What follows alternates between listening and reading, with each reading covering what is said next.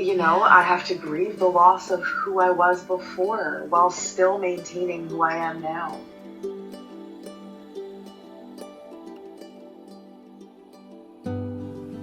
Being a mom is a lot. We're holding so much. I'll go first.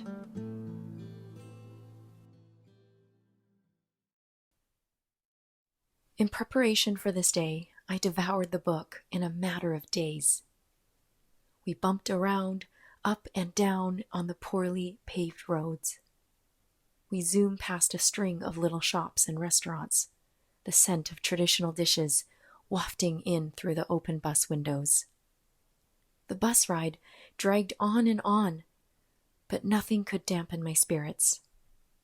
We were on our way to meet Ketut Lier, the Balinese healer from Eat, Pray, Love. It was late morning as I stepped off the bus and into the serene courtyard of Ketut's home. Musky incense reached my nose as we approached his quarters and floor-level terrace. I was traveling with a spiritual tour group, and meeting Ketut was the highlight of the adventure. Okay, listen up, everybody. We're his first group for today, so let's just get settled over here, and we'll let you know the order in which you'll each have your session, the tour leader said. Are we allowed to take pictures? I asked, holding my Canon DSLR. Yes, but only from a distance, she confirmed. I asked my best friend to snap a few photos of us together when it was my turn. One by one, guests of the tour group had their sacred 10 minutes with Ketut. Finally, I stepped onto the cool bamboo mat and sat cross-legged on the ground across from him. You can get angry easily, Ketut said, but you have queen qualities. I nodded and listened intently. Remember to be soft and gentle when dating and during courtship, as well as in marriage. The road to finding a husband may be rocky, but you will have a handsome husband, and you'll be together until you die.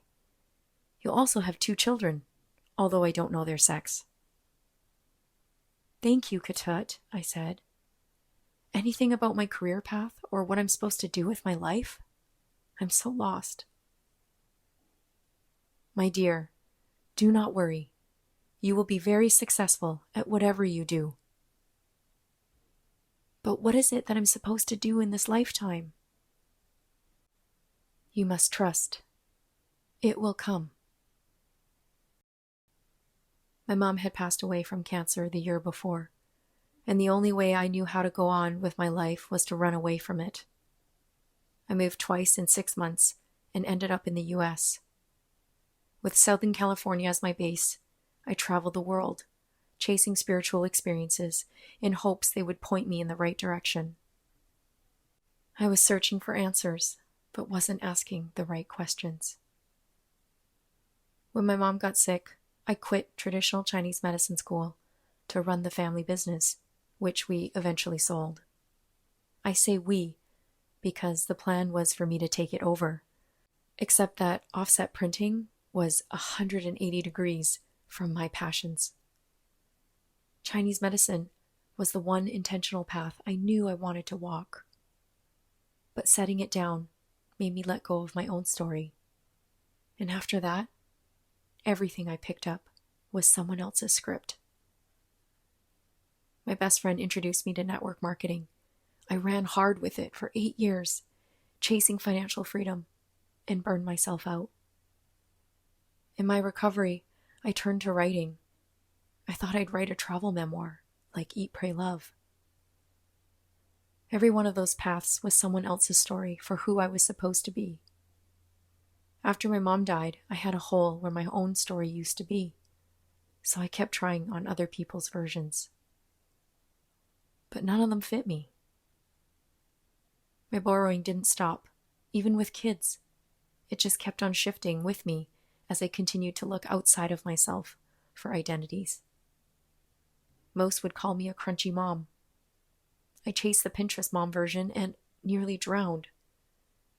I measured myself against the boss babe. I even tried to remember how my own mother did it all. I've read many parenting books, but Dr. Shafali's made the biggest mark. So much that I wanted to write a book about conscious parenting. I only realized while writing this episode that the borrowing was still the same. It just changed authors. Motherhood is, itself, a borrowed identity we wear before we find our own way of mothering. If I think back to life before kids, that woman had so much freedom she wasn't even aware of. All the time in the world. She could come and go as she pleased. I often wonder what the heck I did with my time that every minute now seems so precious to me. But despite envying her freedom, I wouldn't go back. She didn't know how lost she was then. And by that, I don't mean I'm not lost anymore, but my perspective on life has changed. About 6 months ago, I finally saw the pattern. For 2 years, I'd been writing a book on a topic and a teaching that weren't mine. I thought I was getting closer with each edited draft, but I was still writing upon a cracked foundation. Once I laid a new foundation, the process of writing has surprisingly been healing. The new foundation was mine, with my stories and my life experiences, not a generic teaching book on how to raise conscious kids. Not a travel memoir and not a parenting book, but a parenting memoir. Ironically, the best of both Gilbert and Shafali, but mine. You'd think I would have figured this out before beginning to write the book, but apparently, trial and error has been my process all along. Slowly, the unborrowing began to seep into other parts of my life. I ended long-term friendships and naturally pulled away from others. I took the whole summer off for the first time since starting my business. In the last couple of weeks, I've decided to stop putting my joy on hold for when I make it, for when my life is perfect without stress, for when my health is 100%. I thought stripping away the stressors would strip my life of joy. Trust me, it's an uphill battle most days. I'm accepting that this will be my life for the rest of my life. I feel peace as the resistance dissolves. I found a photo from that day in Bali while decluttering my external hard drives and clicked on it. There she was, in a red halter romper, with matching earrings and a loose bun. Her mom's jade bangle on her wrist. Legs crossed, bare feet on the bamboo mat, facing Katut, with eagerness and hope all over her face. Her guard was down, with no idea what was coming, and she was laughing with an old man who had just told her to trust. She had no clue about the freedom in her hands, but also no idea that she was running. She had everything, but knew nothing yet. I wish I could hold your hands, look into your eyes, and tell you to stop running from your heartbreak and from your true self. I wish I could tell you to just trust yourself and the unfolding of events, which would lead you to the life Katut described, a handsome husband and 2 children. You flew across the world to ask a stranger about your life purpose. He gave you an answer to a question you didn't ask. He said, "You must trust. It will come." And it came.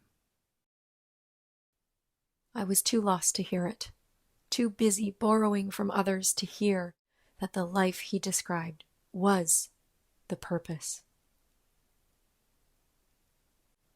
Last year, at winter solstice, My late maternal grandma came through with a message, loud and clear. Michelle, you need to use your voice more. There is a vocal gift that needs to come out, beyond just singing. I couldn't ignore Grandma's message any longer, so I started the podcast a month later. If you're hearing my voice right now, you have my grandmother to thank. That enlightenment didn't come from a renowned shaman. It came from my own lineage, which, all along, I'd been wearing on my wrist. My mother's jade bangle. The story was always mine. The one thing I could never borrow and never needed to. Now I know that. Do you? Whose life were you trying to live before you found your own? Send this to the one mom in your life who needs the room you just walked through. Next time, we walk into the room holding the women I come from and the mother I didn't have.